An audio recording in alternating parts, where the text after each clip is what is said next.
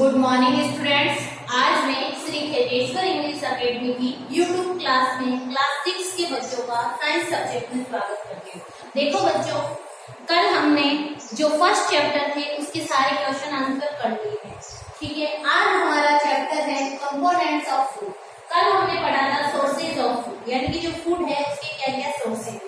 आज हमें देखना है कि फूड के अंदर कौन से कंपोनेंट है। कंपोनेंट्स का मतलब होता है फूड्स के अंदर कौन कौन से अवयव है, किस चीज से बना है, ठीक है। तो बेटा ये आपकी बुक है, लाए हो ना आप बुक? नहीं लाए हो? लानी पड़ेगी बुक। तो पेज नंबर 17 निकालिए। देखो, you already know that food has different chemical substance called nutrients। आप पहले से पढ़ चुके हो कि आप जानते हो कि जो फूड होते हैं वो क्या होते हैं, उसके अंदर डिफरेंट केमिकल सब्सटेंस होते हैं। उन डिफरेंट केमिकल सब्सटेंस को हमने न्यूट्रिएंट्स नाम दिया था। 7 components are present in food. जो फूड होता है उसमें 7 कंपोनेंट्स होते हैं। दीज आर कार्बोहाइड्रेट्स,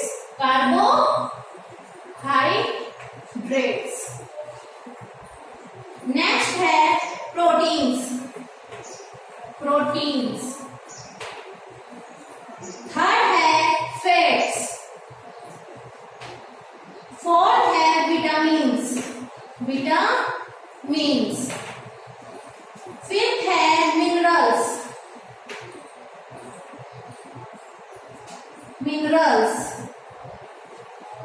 और फाइबर एंड वाटर। 7th है हमारा फाइबर एंड वाटर।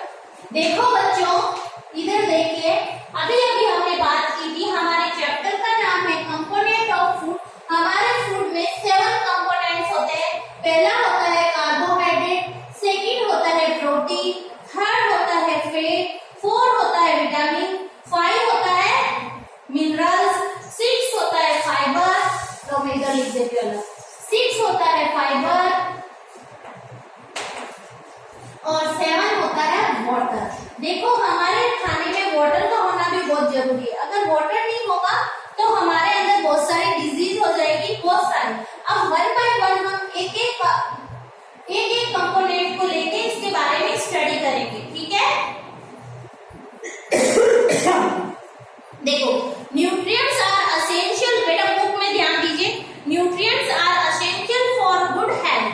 जो न्यूट्रिएंट्स होते हैं वो हमारी गुड हेल्थ के लिए बहुत ज्यादा जरूरी होते हैं। It is important that our food should include all these nutrients in sufficient quantity.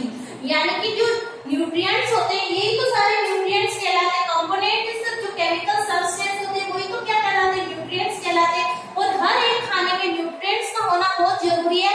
और हर एक खाने में जो न्यूट्रिएंट्स होती है उनकी फिक्स अमाउंट होती है, बेटा फिक्स क्वांटिटी होती है, फिक्स मात्रा होती है, ठीक है। सबसे पहले हम पढ़ेंगे कार्बोहाइड्रेट को, ठीक है। देखो, कार्बोहाइड्रेट एनर्जी गिविंग कंपाउंड्स, यानी कि जो हमें एनर्जी मिलती है वो एनर्जी हमें किससे मिलती है, कार्बोहाइड्रेट से मिलती है। The bulk of our food consist of carbohydrates. हमारे खाने में बहुत बड़ी अमाउंट में कार्बोहाइड्रेट होता है। The 2 types of carbohydrates are sugars and starch. जो कार्बोहाइड्रेट्स होते हैं वो 2 तरह के होते हैं। एक तो होती है शुगर, यानी कि चीनी होती है ना, शुगर वो, और दूसरा होता है starch. They are nutrients that give us quick energy। ये न्यूट्रिएंट्स क्या होते हैं, जो शुगर और स्टार्च होते हैं वो हमें क्विक एनर्जी देते हैं ना, जल्दी से हमको एनर्जी देते हैं। जैसे हम ग्लूकोज पीते हैं ना, ग्लूकोन-डी, उस ग्लूकोज के अंदर क्या होती है, शुगर होती है, और वो हमें क्विक एनर्जी देता है, ठीक है। Sugar are used to provide energy immediately, starch release energy more slowly than sugar. देखो, हम चीनी, आपको पता है अगर आपको भूख लगी हुई है, अगर आप थोड़ा सा गुड़ खा लोगे, जैगरी खा लोगे, तो आपकी तुरंत भूख समाप्त हो जाएगी और आपको एनर्जेटिक फील होगा। तो शुगर जो होती है वो हमें जल्दी एनर्जी प्रोवाइड करती है, क्विकली एनर्जी प्रोवाइड करती है। जबकि जो स्टार्च होता है वो हमें थोड़े टाइम के बाद, यानी कि एनर्जी तो देता है लेकिन एनर्जी रिलीज करने में उसको थोड़ा टाइम लगता है, क्योंकि स्टार्च का डाइजेशन थोड़ा लेट होता है। अब देखो बेटा, आपके पोटैटो, इसके अंदर क्या होती है, स्टार्च होता है। ये क्या है, ब्रेड, इसके अंदर भी क्या है, स्टार्च है। शुगर, चीनी, और ये हनी, हनी के अंदर भी क्या होती है, बहुत सारी शुगर होती है, मीठा होता है ना हनी। तो ये सारे के सारे ये चारों सब्सटेंस क्या है, जिनके अंदर कार्बोहाइड्रेट प्रेजेंट है। ठीक है, नेक्स्ट पीछे देखो, वीट, चावल दे रखे हैं, वीट यानी गेहूं दे रखे हैं, फिर चावल दे रखे हैं, राइस, बनाना और मिल्क। इन सब में क्या है बेटा, ये क्या है, सोर्सेज ऑफ कार्बोहाइड्रेट्स। आपसे पूछ सकते हैं कि कुछ ऐसे सोर्सेज के नाम बताइए जिनके अंदर कार्बोहाइड्रेट प्रेजेंट होता है। तो कार्बोहाइड्रेट किसके अंदर प्रेजेंट होता है बेटा, कार्बोहाइड्रेट होता है किसमें, आलू में होता है, चीनी में होता है, शहद में होता है, ब्रेड में होता है, गेहूं में होता है, चावल में होता है, केले में होता है और दूध में होता है। ठीक है, ये सारे के सारे क्या है, कार्बोहाइड्रेट के सोर्सेज है। ठीक है, food rich in carbohydrate are potato, bread, sugar, honey, wheat, rice, banana, milk.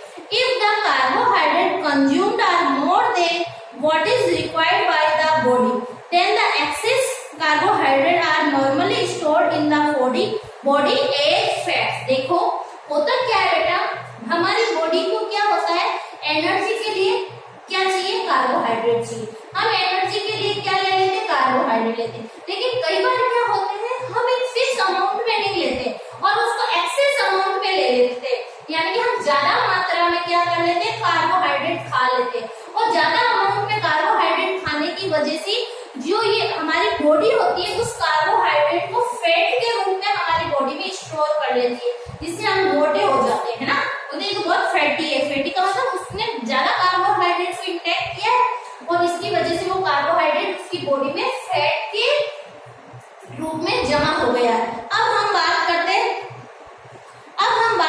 हैं, एक देखो आपकी बुक में एक्टिविटी है, देखो, to test the presence of starch in a food sample. हमारे पास कोई फूड है और उस फूड में स्टार्च प्रेजेंट है, इसके लिए हम क्या करेंगे, take a slice of bread and iodine, the colour of iodine is blue. जो आयोडीन सॉल्यूशन था उसका कलर कैसा होता है बेटा, ब्लू होता है। Now put A drop of iodine on the slice of bread. अब हम है ना आयोडीन की कुछ बूंदे उस ब्रेड की स्लाइस पे डालेंगे। The colour of iodine changes from blue to blue black, showing the presence of the starch in bread. देखो बेटा, ब्रेड है, उसके अंदर स्टार्च है, स्टार्च का मतलब कार्बोहाइड्रेट है, और हमें उसका टेस्ट करना है तो हम उसके ऊपर आयोडीन की कुछ ड्रॉप डालेंगे। आयोडीन बेटा एक सॉल्यूशन होता है जो अवेलेबल होता है मार्केट में, उसकी जैसे ही बूंद डालेंगे आयोडीन सॉल्यूशन का कलर ब्लू होता है, लेकिन उस ब्रेड के ऊपर डालेंगे तो वहां पर उसका कलर कैसा हो जाएगा, डार्क ब्लैक सा हो जाएगा, ब्लू ब्लैक हो जाएगा, है ना। तो इसका मतलब इसके अंदर स्टार्च प्रेजेंट है, यानी कि कार्बोहाइड्रेट प्रेजेंट है। अब हम बात करेंगे फैट्स की। क्या है हमारा फैट्स, देखो fats are also energy giving compound. जो फैट्स होते हैं वो भी हमें क्या देते हैं, एनर्जी देते हैं, but they give much more energy than carbohydrate. लेकिन ये हमें जो एनर्जी देते हैं ना, वो एनर्जी कार्बोहाइड्रेट से ज्यादा होती है। कार्बोहाइड्रेट भी हमें एनर्जी देता है, लेकिन फैट हमें कार्बोहाइड्रेट से ज्यादा एनर्जी देता है। There are many different kinds of fats. यहाँ पर हमारे बहुत सारे अलग अलग डिफरेंट काइंड्स के फैट्स हैं। Fats are stored under the skin and around the heart and kidney. जो फैट होता है ना, वो हमारी स्किन के नीचे इकट्ठा हो जाता है, हमारे हार्ट के ऊपर हो जाता है, हमारी किडनी में हो जाता है।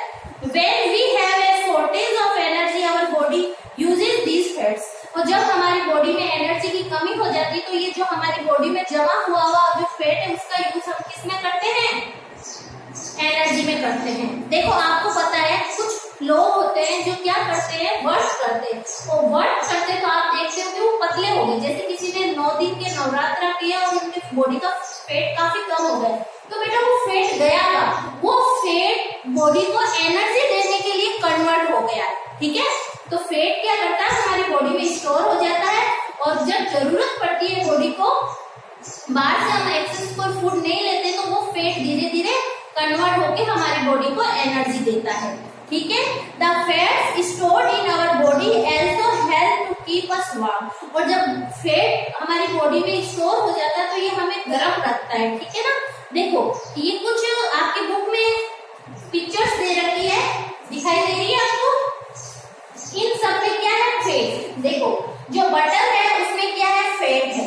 जो घी है उसमें क्या है? फैट है। जो मस्टर्ड ऑयल है, सरसों का तेल है, उसमें क्या है? क्या है? फैट है। जो मीट है उसमें क्या है? फैट है। जो फिश है उसमें क्या होता है? फैट होता है। एग में क्या होता है? फैट होता है। और नट्स यानी कि जो हम मेवे खाते हैं ना, ड्राई फ्रूट्स, उसके अंदर भी क्या होता है? फैट्स होता है। तो बेटा फैट्स के बारे में आपको पता चल गया। जितने भी चिकने जो सब्सटेंस होते हैं, जिनमें चिकनाई होती है, सारे घी और तेल में क्या होता है? फैट होता है। देखो fats are obtained from both plants and animals. जो फैट्स होते हैं ना, वो हमें कहाँ से मिलते हैं? ये हमें प्लांट से भी मिलते हैं और एनिमल से भी मिलते हैं। अब आप बोलोगे बेटा एनिमल से कैसे मिलते हैं? एनिमल से मीट हो गया, एग हो गया, इनमें क्या होता है? फैट होता है। और जो घी है वो भी तो हमें एनिमल से मिला है। लेकिन जो ऑयल है वो हमें किससे मिला है? प्लांट से मिला है। जो ड्राई फ्रूट्स है वो कहाँ से मिले? प्लांट से मिले। ठीक है। Fats like butter and ghee are obtained from animals. जो बटर और घी है वो कहाँ से मिलता है? हमें एनिमल से मिलता है। Groundnut oil, sunflower oil, mustard oil and other vegetable oil are obtained from plants. जितने भी तेल होते हैं वो सब हमें किससे मिलते हैं? प्लांट से मिलते हैं। Some other example of good sources of fat are meat, fish, egg, milk products and nuts. कुछ फैट्स हमें कहाँ से मिलते हैं? मीट से मिलता है, बहुत ज्यादा फैट होता है बेटा। फिश में होता है, एग में होता है और मिल्क प्रोडक्ट्स में होते हैं। An adult require about 70 to 80 grams of fats per day. जो एडल्ट होते हैं, एडल्ट का मतलब एक वयस्क मनुष्य जो होता है, उसको एक दिन में 70 से लेके 80 ग्राम ऑफ फैट चाहिए। ठीक है। हम घी, रोटी में घी लगा के खाते हैं, वो फैट ही तो है। Fats are necessary for our health but beyond a limit it is not good for us. जो फैट होता है वो हमारी बॉडी के लिए बहुत जरूरी है, लेकिन एक लिमिट तक। अगर हम लिमिट को क्रॉस करेंगे तो वो हमारे लिए क्या हो जाएगा? हार्मफुल हो जाएगा। It gets deposited in the lining of blood vessels. ये क्या करता है? लाइनिंग का मतलब होता है बेटा अंदर की जो सरफेस, जो ब्लड वेसल्स होती है, जो हमारी नसें होती है ब्लड को ले जाने वाली, उसकी जो अंदर की सरफेस होती है उसके ऊपर फैट इकट्ठा होने लग जाता है और जिससे रास्ता पतला हो जाता है। ठीक है। So our blood vessels become narrower. As a result our heart has to work harder to push the blood into blood vessel. This increases the risk of heart problem. बेटा होता क्या है? हम हमारे फूड में एक्स्ट्रा फैट लेने लगते हैं तो ये फैट धीरे धीरे हमारी बॉडी में जमने लगता है। तो ये फैट क्या करता है? जो ब्लड वेसल्स होती है उसके अंदर की जो लाइनिंग होती है, अंदर की सरफेस होती है, उसके अंदर जम जाता है, जिससे रास्ता संकड़ा हो जाता है। तो हार्ट को क्या करना होता है? ब्लड को भेजना होता है। जब रास्ता संकड़ा हो जाता है, धक्का मुक्की लगती है, वैसे हार्ट को ज्यादा मेहनत करनी पड़ती है, जिससे हार्ट प्रॉब्लम्स इंक्रीज हो सकती है। ठीक है बच्चों, आगे बढ़ते हैं। हमने अभी कार्बोहाइड्रेट पढ़ा और फैट्स पढ़ा। अब हम पढ़ेंगे प्रोटीन्स। ठीक है, हम क्या पढ़ेंगे? प्रोटीन्स। एक मिनट। हाँ जी हाँ, हम क्या पढ़ेंगे? प्रोटीन्स।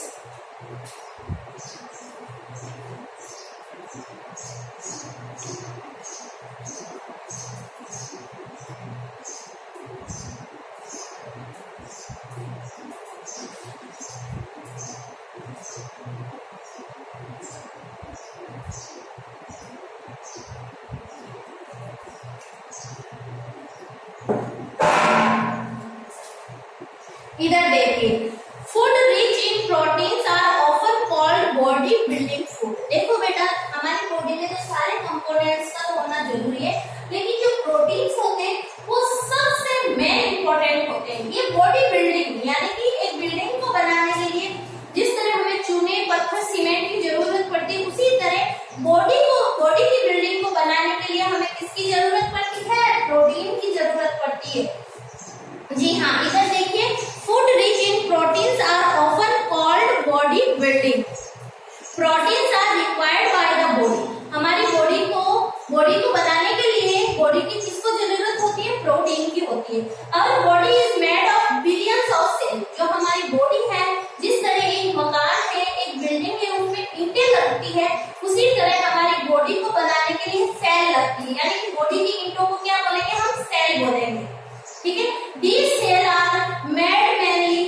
प्रोटीन्स। और ये जो सेल होती है वो मेनली किससे मिलकर बनी होती है? प्रोटीन की मिलकर बनी होती है। When we grow, our body need proteins to make new cell. जैसे जैसे हमारी ग्रो होती है, हमारी ग्रोथ बढ़ती है, वैसे वैसे हमारे बॉडी को प्रोटीन की ज्यादा जरूरत होती है। Our body also needs protein to replace all and damaged cell. हमारी बॉडी को जो सेल डैमेज हो गई है, जो खराब हो गई है, तो उसको डैमेज को तो रिपेयर करेंगे और जो बिल्कुल ही खराब हो गई उसको रिप्लेस करेंगे। उसके लिए हमारी बॉडी को क्या चाहिए बेटा? प्रोटीन की बहुत ज्यादा जरूरत पड़ती है। ठीक है, Our diet should have enough protein for this. और इसलिए हमारी जो डाइट है, जो हम खाना खाते हैं, उस खाने में एक फिक्स अमाउंट में प्रोटीन होना जरूरी है। The amount of proteins required for children is much larger than for the adult. जो एडल्ट होते हैं, जो वयस्क होते हैं, उसकी तुलना में चिल्ड्रन को ज्यादा प्रोटीन की जरूरत होती है, क्योंकि चिल्ड्रन में क्या होती है बेटा? उनकी बॉडी ग्रो कर रही होती है, बॉडी बन रही होती है, इसलिए ज्यादा प्रोटीन की जरूरत होती है। ठीक है, in general protein requirement for males is higher than that for the females, है ना?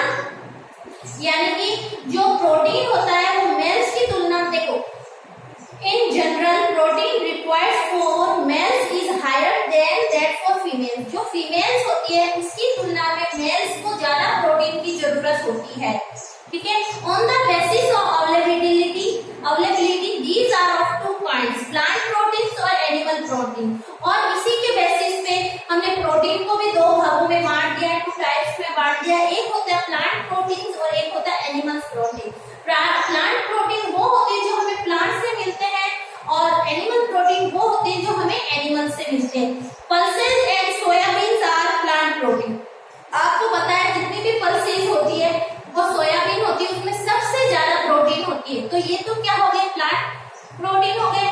Meet, fish, egg and milk, इनमें क्या होता है? इनमें भी प्रोटीन होता है। मीट में होता है, मिल्क में होता है, एग में होता है और फिश में होता है। ये कौन से प्रोटीन हो गए? एनिमल प्रोटीन हो गए। ठीक है बच्चों, देखो अब आपकी बुक में एक सेकंड एक्टिविटी है, उसको अपन पढ़ते हैं। देखो, take a food sample in a test tube. हमें है ना प्रोटीन का टेस्ट करना है। पिछली बार हमने स्टार्च का टेस्ट किया, अब हमें प्रोटीन का टेस्ट करना है। हम क्या करेंगे? फूड लेंगे जिसमें हमें प्रोटीन को देखना है। तो हम टेस्ट ट्यूब में उस फूड को ले लेंगे। Add about 4-5 drops of concentrate nitric acid. हम है ना बेटा नाइट्रिक एसिड डालेंगे। एक सॉल्यूशन है जो हमें लैब में मिल जाएगा। क्या डालेंगे हम? उसमें तो हमने आयोडीन डाला था, इसमें हम क्या डालेंगे? Nitric acid. Observe and record the change in colour. Now heat the mixture in test tube and add some ammonium hydroxide. फिर हम क्या करेंगे? उसको डाल के मिक्स करेंगे नाइट्रिक एसिड को, फिर उसको हम गरम करेंगे। गरम करके उसके अंदर हम क्या डालेंगे बेटा? अमोनियम हाइड्रोक्साइड डालेंगे। अमोनियम हाइड्रोक्साइड भी एक सॉल्यूशन होता है जो लैब में अवेलेबल है। दो सॉल्यूशन हो गए, एक तो नाइट्रिक एसिड, एक हो गया ammonium hydroxide. Observe and record the change in color. When a sample of food such as egg white is treated with concentrated nitric acid, it gives yellow color. जो egg में yellow white portion होता है ना, वो अगर हमने food के तौर पे लिया और उसमें जैसे ही हम नाइट्रिक एसिड डालेंगे तो वो येलो कलर में चेंज हो जाएगा। ठीक है, तो हमें पता चल जाएगा कि ये क्या है, इसमें प्रोटीन है। The heated mixture when treated with ammonium hydroxide gives orange color to show the presence of protein in the food. देखो बेटा, हमारे पास दो तरीके हैं क्या प्रोटीन का टेस्ट करने। हम एक फूड लेंगे, उस फूड में हम नाइट्रिक एसिड डालेंगे तो वो किस में कैसे कलर में चेंज हो जाएगा? येलो में। अगर उसमें प्रोटीन होगा तो वो येलो में चेंज हो जाएगा। और वहीं हम उस फूड को लेके गर्म करके उसके अंदर अमोनियम हाइड्रोक्साइड डालेंगे तो वो ऑरेंज कलर में चेंज हो जाएगा। इसका जैसे अमोनियम हाइड्रोक्साइड डालेंगे तो उसका कलर ऑरेंज हो जाएगा। इसका मतलब इसमें क्या है? प्रोटीन प्रेजेंट है। ठीक है बच्चों, आपको समझ में आया? अभी मैंने आपको कार्बोहाइड्रेट पढ़ा दिया, प्रोटीन पढ़ा दिया, फैट्स पढ़ा दिया। देखो, कार्बोहाइड्रेट्स होते हैं वो होते अनाज में, गेहूं में देंगे, राइस में देंगे, शुगर में देंगे, शहद में देंगे और आलू में देखा। प्रोटीन्स के लिए हमने क्या बताया? Soybean, pulses, meat, milk, egg, fish, इन सब में क्या होता है? प्रोटीन। फैट में हमने घी, तेल, फिश, मीट, है ना, एग, इन सब में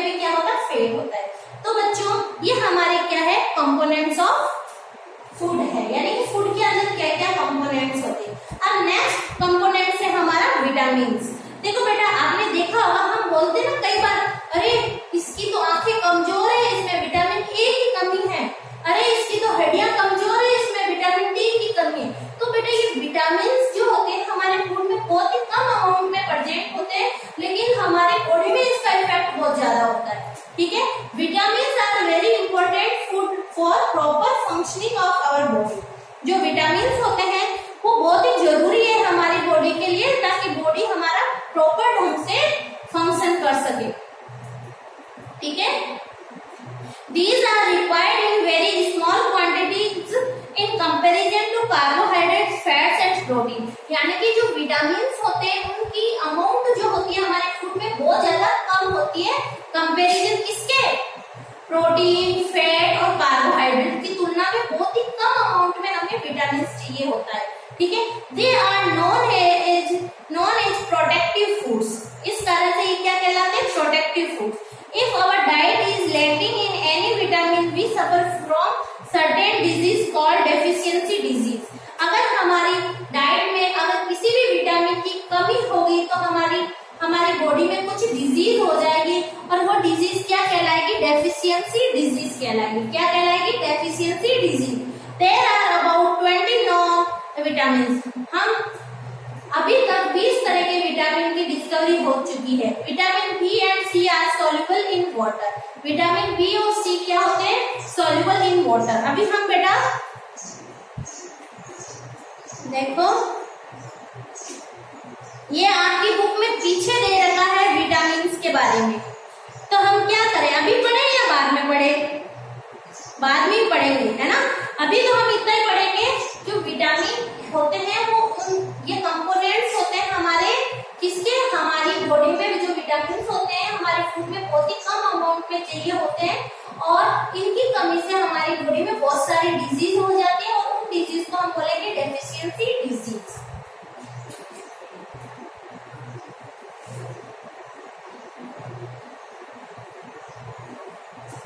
अब बेटा हम बात करेंगे मिनरल्स की। विटामिन हो गया, कार्बोहाइड्रेट हो गए, प्रोटीन हो गए, फैट्स हो गए और विटामिन हो गए। अब हम बात करेंगे minerals. Just like vitamin, minerals are also protective foods. आपको क्वेश्चन पूछ सकते हैं प्रोटेक्टिव फूड कौन सा है, विटामिन और मिनरल्स। देखो, विटामिन की तरह मिनरल्स भी क्या है, प्रोटेक्टिव फूड है, यानी कि इनकी भी अमाउंट बहुत कम ही चाहिए होती है, लेकिन अगर नहीं होगी तो कुछ ना कुछ डिजीज हो जाएंगे। They help our body to remain healthy. ये हमारी बॉडी को हेल्दी बनाए रखने का काम करते, कौन, minerals. They are also required in small quantities like vitamin. Minerals भी हमें विटामिन की तरह बहुत ही कम क्वांटिटी में चाहिए होता है। Some important minerals include calcium, sodium, potassium, phosphorus, iron, iodine। देखो बेटा, कुछ इंपॉर्टेंट मिनरल्स के नाम है कैल्शियम। कैल्शियम का काम क्या होता है, हमारी बोन्स को स्ट्रॉन्ग बनाना, ठीक है। पोटेशियम और फास्फोरस हमारे दांतों को बनाने में करते हैं। कैल्शियम भी हमारे दांतों में काम करता है।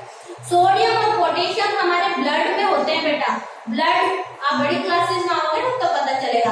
आयरन क्या होता है बेटा, आयरन हमारे ब्लड में प्रेजेंट होता है। अब आप बोलोगे मैडम ब्लड में आयरन कैसे प्रेजेंट होता है, देखो हीमोग्लोबिन आपने नाम सुना होगा, हमारे ब्लड का कलर रेड होता है, आप सब जानते हो। तो बेटा हमारे ब्लड में हीमोग्लोबिन नामक एक पिगमेंट पाया जाता है। हीमोग्लोबिन आयरन से मिलकर बना होता है, ठीक है। आयोडीन हमारी बॉडी में या हमारे गले में एक ग्लैंड होती है जिसका नाम होता है थायराइड। वो thyroid gland thyroxine hormone secrete करती है, और वो हार्मोन सीक्रेट करने में कौन मदद करता है, आयोडीन। अगर हमारे फूड में आयोडीन की कमी होगी तो हमारी थायराइड ग्लैंड थायरोक्सिन का सीक्रेशन नहीं कर पाएगी, जिससे हमारी थायराइड ग्लैंड फूल के मोटी हो जाएगी, जिससे गला सूज के लटक जाएगा, जिससे एक डिजीज हो जाती है जिसका नाम है गोइटर डिजीज, गलगंड, गोइटर डिजीज, ठीक है। अब देखो, all of them have different function and lack of any mineral in our diet leads to deficiency disease। जिस तरह विटामिन की कमी से हमारी बॉडी में डेफिशिएंसी डिजीज हो जाती थी, उसी तरह मिनरल्स की कमी से भी हमारी बॉडी में डेफिशिएंसी डिजीज हो जाती है। Calcium and phosphorus are required to make the bones and teeth strong as they are made of calcium phosphate. देखो, कैल्शियम और फास्फोरस क्या करते हैं, हमारी बोन्स को बनाते हैं, और हमारे जो दांत होते हैं, टीथ, इनको स्ट्रॉन्ग बनाते हैं। कैल्शियम फॉस्फेट, कैल्शियम और फास्फोरस आपस में रिएक्शन करके कैल्शियम फॉस्फेट बनाते हैं, जिससे हमारे टीथ और बोन्स स्ट्रॉन्ग होती है। Iron is the major constitute of blood. अभी अभी मैंने बताया जो आयरन होता है वो कहाँ किसमें होता है, हमारे ब्लड में बहुत ज्यादा होता है। डेफिशिएंसी ऑफ आयोडीन में कॉज डिजीज कॉल्ड गोइटर, यानी कि आयोडीन की कमी से कौन सी डिजीज हो जाती है, गोइटर। अभी अभी बताया मैंने गोइटर डिजीज में क्या होता है, ये जो गला होता है वो फूल के काफी बड़ा हो जाता है, इसको हम क्या बोलेंगे, गोइटर डिजीज। तो बच्चों आपको आज का समझ में आया, एक बार आप इसको नोट डाउन कर लीजिए, फिर मैं आगे बढ़ती हूँ।